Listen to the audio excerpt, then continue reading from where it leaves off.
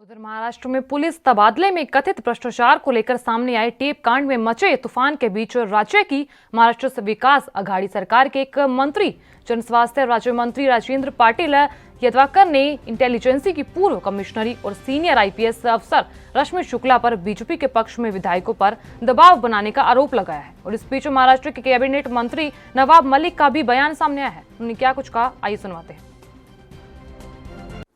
मुंबई महाराष्ट्र के cyber cell ने रश्मि शुक्ला की रिपोर्ट को लेकर कहीं न कहीं गुनाह हुआ। ऑफिशियल सीक्रेट एक्ट में और टेलीग्राफ एक्ट के तहत अज्ञात व्यक्ति के खिलाफ मुकदमा दर्ज करने का काम किया है। मुकदमा दर्ज होने के बाद महाराष्ट्र के प्रतिपक्ष नेता देवेंद्र फडणवीस जी थोड़े से परेशान नजर आते हैं। उन्होंने कहा कि रश्मि शुक्ला की रिपोर्ट मैंने सिर्फ 2 पन्ने दिखाए थे, नवाब मलिक ने पूरी रिपोर्ट लोगों के सामने रखी। हाँ, ये सच है कि पिछले कई दिनों से रश्मि शुक्ला की रिपोर्ट को लेकर वे दिल्ली में प्रेस वार्ता कर रहे थे। मुंबई में प्रेस वार्ता उन्होंने की और जब मुंबई में प्रेस वार्ता की तो मंत्री और सरकार की तरफ से हमारी जिम्मेदारी बनती थी कि परिस्थितियों से लोगों को अवगत कराया जाए।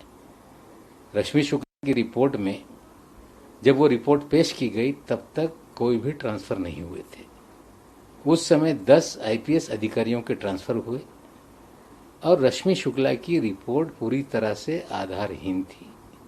रश्मि शुक्ला ने बिना परमिशन के कुछ लोगों के फोन टैप किए, कुछ व्यक्तिगत आपस में कोई लोग बात कर रहे थे, उसके आधार पर रिपोर्ट बनाई गई। मुकदमा दर्ज होने के बाद देवेंद्र जी ज्यादा परेशान हैं। नीरज गुंडे नाम का एक व्यक्ति जो देवेंद्र जी का बहुत करीबी है, जो मंत्री रहते हुए देवेंद्र जी उनके मकान पे जाते रहे, वो लगातार वर्षा में रहता था। वो व्यक्ति सीपी के दफ्तरों में रोज नजर आता था। वो व्यक्ति डीजी ऑफिस में जाता रहा है।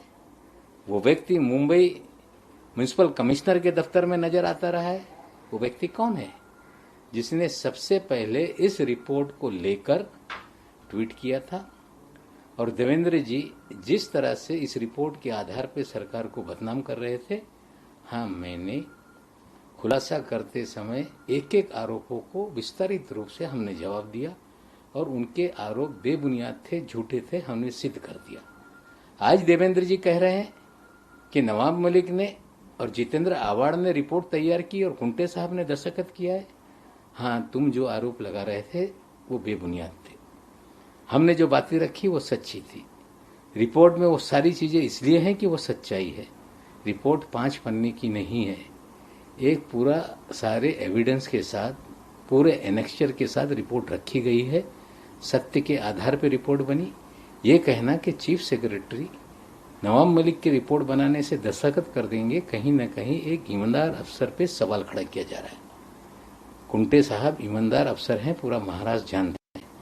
उन्होंने जो उस समय भी कार्रवाई की बात की थी वो भी रिपोर्ट में है। अभी भी जो रिपोर्ट उन्होंने दी है वो पूरे एनेक्चर के साथ दी है।